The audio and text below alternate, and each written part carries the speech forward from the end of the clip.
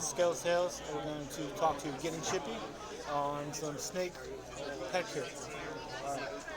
All right. I mean, first thing about pet care is, start off with a proper enclosure for your animal. Know how big it's going to get, what it's going to eat, and what temperatures it needs to be at. I mean, that's the most important thing about caring for an animal is knowing your animal and what it actually needs. You can't just throw anything, just a random tote, and expect it's going to live and be happy. You got to have humidities, basking areas, ambient temperatures, everything. First thing I like to start off with is a proper enclosure.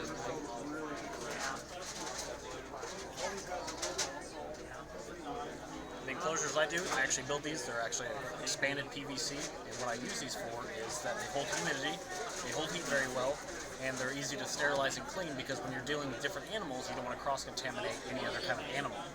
So by using these, it's easy to sanitize. Now, when you're looking at an animal, you want to make sure you start off with a smaller cage because having too big a cage at first can stress an animal out, which you don't want that. And by doing that, you're getting issues with stressful not eating and other habits that that your snake does not want to have. So I mean, it's all knowing about what you need and how you need it, and going from there. It's about doing your research. I mean, you just can't go into a store and think anything's going to work out. You just got to know. Do your research before you get an animal. Figure out what it needs, what it's going to need to eat, and just you just got to know everything before you just jump in a store. And what do they eat? What they eat?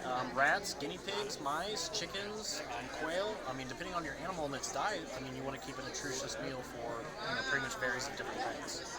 And how big do the snakes get? I work with retics. Retics can get up to 20 plus feet and up to a few hundred pounds. They start off at 18 inches long and a baby and can grow up to 10 feet their first year. So I mean, growing is a very fast thing with retics, knowing it is the longest snake in the world. And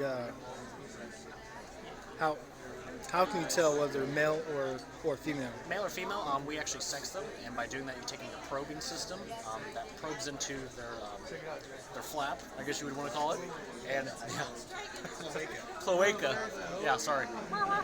And then depending on the depending on the length of it, I mean, determines whether it's male or female. Or another method that people do is called popping, which where you roll the tail and see if the human is coming to see if it's a male.